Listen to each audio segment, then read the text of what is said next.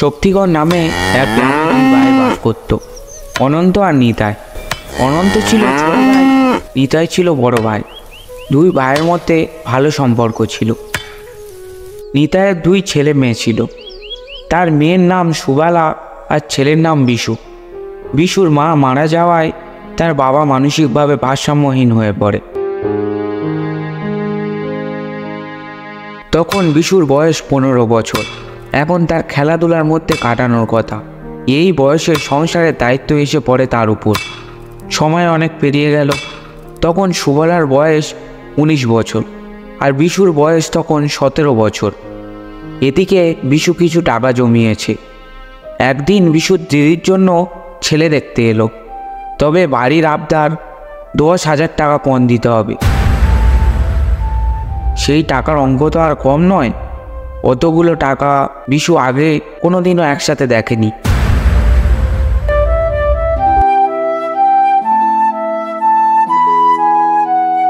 একদিন পথে চলতে চলতে হঠাৎ বিশু দেখতে পেল দূরে একটা বিশাল নিম গাছের গোড়ায় একজন বৃদ্ধা মহিলাকে বসে থাকতে। বৃদ্ধার পরনে ছিল একটা গেরুয়া বস্ত্র, চুলগুলি ছিল জট, কপালে ছিল একটা প্রকাণ্ড টিপ, চোখে মোটা করে পড়া কাজল আর গায়ের ত্বক সূক্ষ্ম সূক্ষ্ম আর সর্বাঙ্গে ধুলোবালি মাখা। মহিলাটিকে এর আগে বিশু কোনোদিনও দেখেনি। বোধহয় কোনো পাগল টাগল হবে, তাই সেদিকে নজর না দিয়ে, এক ঝলকে সেদিকে মনোযোগ না দিয়ে বৃদ্ধাকে দেখে নিয়ে বিশু পাশ কাটিয়ে বাড়ির দিকে চলে যেতে লাগলো। কয়েক পা এগোতে হঠাৎ তার চলার পথে বাধা পড়ল। বিশু শুনতে পেল তার পিছন থেকে এক খেন খেন গলায় বৃদ্ধা বলছে, কি রে, কতদিন এভাবে পালিয়ে বেড়াবি? আর আয়, দুদণ্ড এখানে বস, দেখবি মনটা হালকা হবে। বিশু ভারী আশ্চর্য হয়ে ঘুরে দাঁড়ালো। তার মনে হলো মহিলাটি সব জানতা, যেন বিশুর ব্যাপারে সে সব খবর রাখে।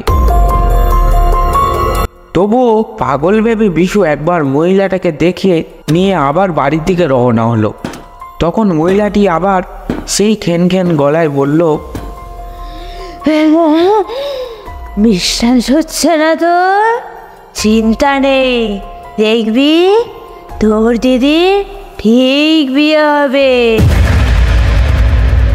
কথাটা শুনে বিশু থমকে দাঁড়ালো। সে যেন এগিয়ে যাওয়ার ক্ষমতা হারিয়েছে। তার মনে হলো কেউ যেন তার কাঁধে ভারী কিছু একটা বোঝা চাপিয়ে দিয়েছে। অবাক বিস্ময়ে বিশু ধীরে এগিয়ে গেল বৃদ্ধার দিকে। তার নিম গাছের গুঁড়িতে ঠেস দিয়ে বসে থাকা মহিলা একেবারে কাছে। বৃদ্ধার সামনে বসে প্রশ্ন না করে থাকতে পারল না বিশু।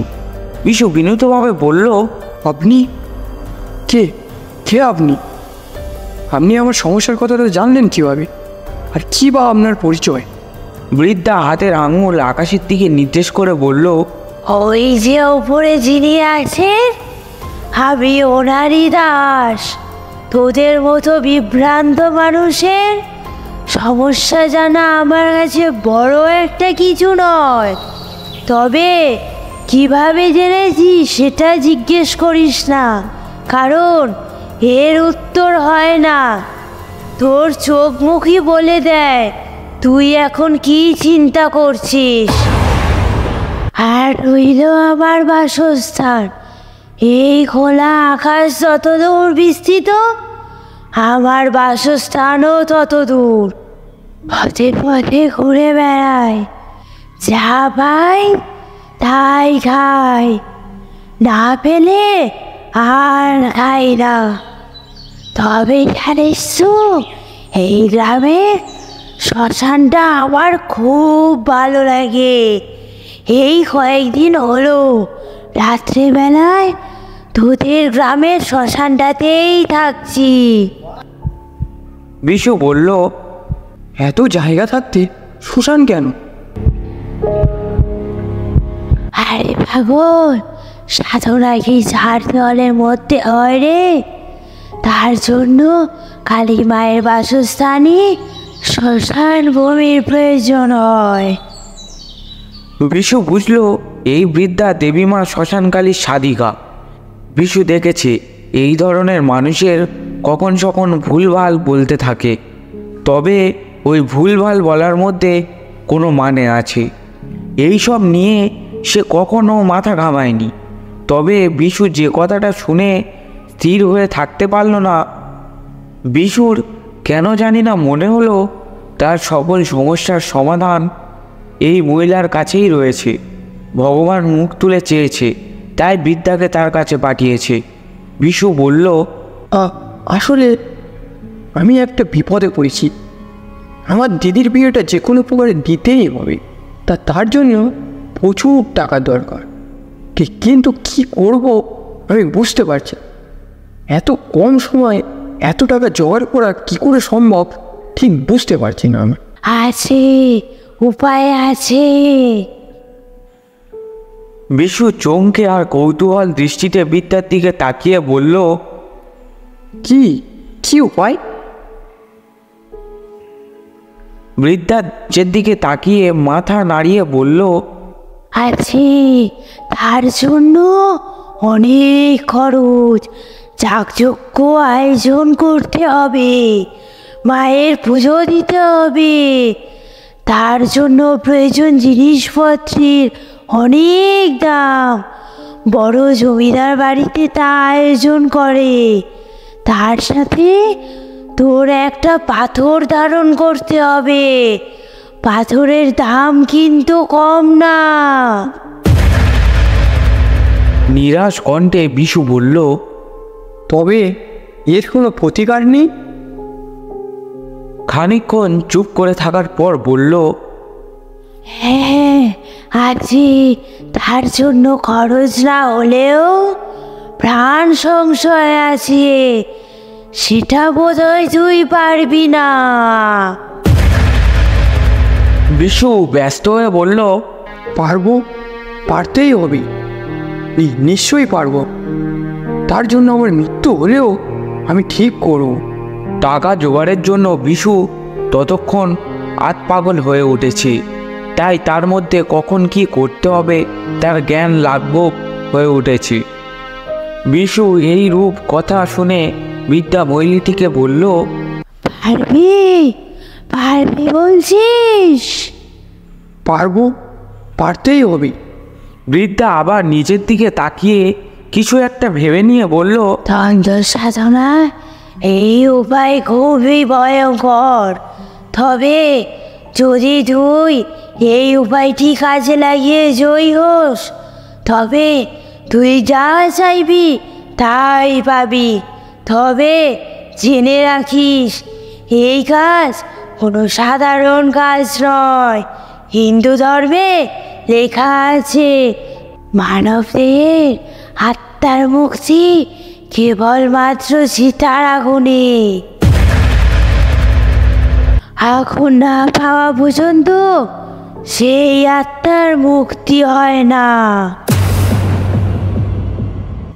আর হিন্দু ধর্মে আরো একটা উল্লেখ আছে, কোনো বিবাহিত স্ত্রী যদি তার স্বামী দেওয়া সিঁদুর নিয়ে মৃত্যু লাভ করে, অর্থাৎ মৃত্যুর পরে যে মেয়ে স্মৃতিতে সিঁদুর রাঙানো থাকবে, সে দেহ পরম কল্যাণ রূপে বিবেচিত হবে। তবে সেই আত্মাকে বশীভূত করতে পারলে তুই যা বলবি সে তোর জন্য তাই করবে। এই কাজ কোনো সহজ কাজ নয়। তুই কি পারবি কোনো শনিবারের দিনে বা রাতে মারা যাওয়া এইরকম সধবা স্ত্রীর চিতা থেকে এক টুকরো কাঠ ও বস্তে খানিকটা তার সিঁদুর লাগিয়ে আনতে? আছে কি সেই সাহস তোর? যদি পারিস তাহলে অত্যন্ত গোপনে তোর এই কাজ করতে হবে, যেন কাজটা করতে গিয়ে কেউ না দেখে ফেলে বা কেউ টের না পায় যে তুই কাজটা করছিস। মহিলাটির কথা শুনে এই দুপুর বেলাতেও বিশুর গায়ে কাঁটা দিয়ে ওঠে। আর যেন তার সিদ্ধারায় একটা শীতল হাওয়া বয়ে গেল। কিছুক্ষণ সে হতবাক হয়ে সে মহিলার দিকে তাকিয়ে রইল। তারপর অত্যন্ত ক্ষীণ স্বরে বলল, পারবো পারবো, আমাকে পারতেই হবে। আচ্ছা ঠিক আছে, তবে যে কোনো শনিবার কোনো শ্মশান ঘাট থেকে এগুলো জোগাড় করে আনবি, তারপর আমি বলবো পরে কি করতে হবে। বিশু মহিলার কাছ থেকে বিদায় নিল। প্রবল চিন্তায় কাটতে লাগলো তার প্রত্যেকটি মুহূর্ত। মনে মনে একটু ভয় পেয়েও দিদি ও বাবার মুখের দিকে তাকিয়ে সেই ভয়কে জয় করার দুঃসাহস সে অর্জন করতে লাগলো। তবে তখনও সে জানে না সে কতটা ভয়ঙ্কর বিপদের মধ্যে পড়তে চলেছে। অনেক দিন গড়িয়ে চলল। তারপর এলো সেই শনিবার। বৃদ্ধার বলা সেই রকম সধবা স্ত্রীর মৃতদেহ তাকে খুঁজতে হবে। কাজে যাওয়ার নাম করে বিশু গ্রামের শ্মশানে ঘুরে বেড়াতো মৃতদেহের সন্ধানে। সে কিছুটা উন্মাদ আর পাগল হয়ে উঠেছে। এইভাবে ঘুরতে ঘুরতে কয়েক শনিবার পার হয়ে যায়। দিনকে দিন পার হয়ে যায়, তবুও বিশু আর মৃতদেহের সন্ধান আর পায় না। এদিকে জেঠিমার অপমান ও লাঞ্ছনা তাকে কুড়ে কুড়ে খাচ্ছে। সে ক্রমশ হাল ছেড়ে দিতে লাগলো। পরবর্তীতে বিশু মনে মনে ঠিক করে এইসব বাদ দিয়ে সে কাজ করে টাকা জমাবে। একদিন বিশু কাজ করে বাড়ি ফিরছিল। তখন সে দেখে পাড়ার বলাই কাকা তাদের স্নানের জানলা দিয়ে উঁকি মারছে আর তার দিদি ভিতরে স্নান করছে। এটা দেখে বিশু না সহ্য করতে পেরে বলাই কাকার পেটাচ্ছিল। বিশুর আগে পাগল হয়ে যাচ্ছে এবং সে মনে করে দিদির বিয়েটা যে করেই দিতে হবে, তার জন্য সে সব কিছু করবে। বিশু আবার মৃতদেহ খুঁজতে শুরু করে। সে তার গ্রামের শ্মশানে সেই রকম মৃতদেহ সন্ধান না পাওয়ায় বিশু ভাবল অন্য গ্রামে গিয়ে মৃতদেহ সন্ধান করবে। কিন্তু একথা ভেবে যখন অন্য গ্রামের জন্য রওনা হতে যাবে, ঠিক তখনই একটা মৃতদেহ আসছিল। সবাই হরিবোল বলে জয়ধ্বনি দিয়ে দিয়ে আসছিল। বিশু শ্মশানে মৃতদেহের দিকে যখন তাকালো, তখন সে অবাক। সে যে রকম মৃতদেহ খুঁজছিল, তার সন্ধান করছিল এটা সেই রকমই মৃতদেহ।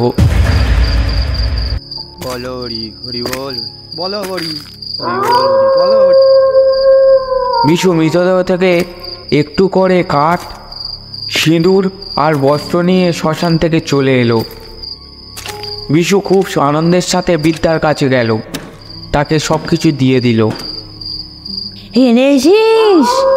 খুব ভালো, শনিবার রাতে এখানে আসবি।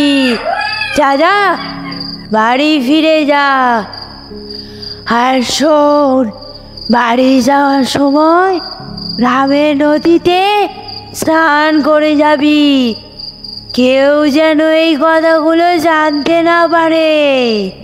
আচ্ছা ঠিক আছে, আমি তাহলে এখন বাড়ি যাচ্ছি। বিশু ওখান থেকে চলে গেল আর গ্রামের নদীতে স্নান করতে গেল। তখন গ্রামের রতন কাকার সঙ্গে দেখা হলো বিশুর। বিশু না, কি রে স্নান করছিস নদীতে? কিছু কি হয়েছে? না না কাকা, কোনো ব্যাপার না। রতন কাকা বিশুর মুখের দিকে তাকিয়ে কিছু বলল না, আর তিনি গরু স্নান করাতে গেল। বিশু নদীর আধ বুক জলে নামল স্নান করতে, এবং স্নান করতে করতে দেখে যে নদীর পাড়ে কেউ বসে আছে। কিন্তু ভালো করে দেখে যে শ্মশানে সেই মৃতদেহ মহিলা। রাগে তার চোখগুলো লাল লাল হয়ে আছে, চুলগুলো এলোমেলো, মাথা দিয়ে রক্ত ঝরে পড়ছে। বিশু দেখে তার গলা আটকে যাচ্ছে, তার পা যেন কেউ টেনে টেনে অতলে নিয়ে চলে যাচ্ছে নদীর গভীরে। সে কিছু বলতে পারছে না, একটু চিৎকার করে বলল, রতন কাকা আমাকে বাঁচাও। কি হলো তোর বিশু, চিৎকার করছিস কেন? কিছু না কাকা। সে একটা ভ্রমে ছিল। বিশু নদী থেকে উঠে বাড়িতে চলে গেল।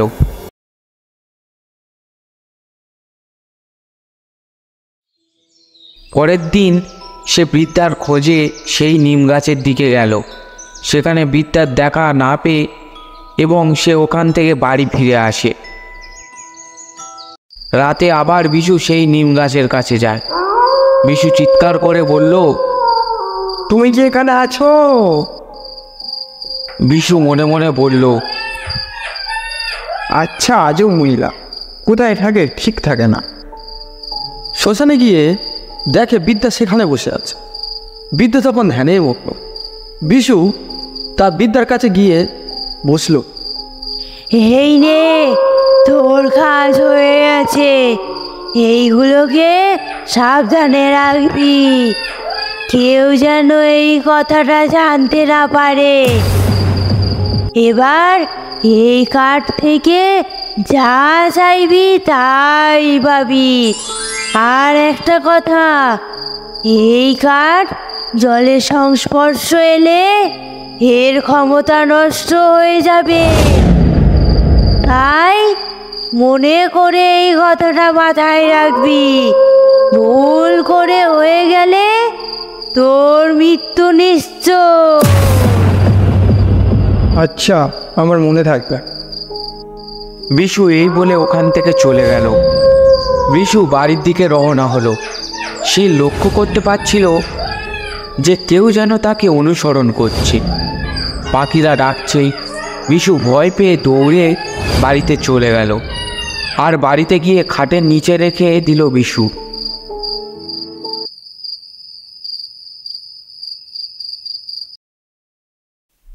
পরের দিন সকালে সে যখন সেটা দেখবে বলে খাটের নিচে ঢোকে, তখন সে অবাক। সে আর পেল না। বিশু ভয়ে ঠক ঠক করে কাঁপছিল। সে খাটের নিচ থেকে বাইরে বার হয়ে দেখল যে তার সামনে সেই শ্মশানের মহিলাটি বসে আছে। সে ভয়ে কাঁপতে লাগলো। তার হাত পা যেন ঠান্ডা হয়ে আসতে লাগলো। সে তখন কাঁদো কাঁদো গলায় বলল, আমি কি করেছি তোমার? দয়া করে আমাকে ছেড়ে দাও। আমি তোমার কাছে ভিক্ষা চাইছি। তুই আমার কত বড় ক্ষতি করেছিস জানিস? তোর জন্য এখন আমার আত্মা এই পৃথিবীতে ঘুরে বেড়াচ্ছে। তোর জন্য আমার আত্মা এখনো মুক্তি পাচ্ছে না। এখন তোর মৃত্যু নিশ্চিত। আমার হাতেই হবে তোর মৃত্যু। হা হা হা হা হা। আমি তোমার সব জিনিসপত্র নিয়ে শ্মশানে গিয়ে পুড়িয়ে দিয়ে আসবো। তুমি দয়া করে আমাকে ছেড়ে দাও। মহিলাটি চলে যেতেই বিশু সাথে সাথে শ্মশানে গিয়ে তার সিঁদুর আর শাড়ির টুকরো পুড়িয়ে দিল। আর সেই মহিলাটির আত্মা চিৎকার করে বিদায় নিল পৃথিবী থেকে। বিদায় সকলকে।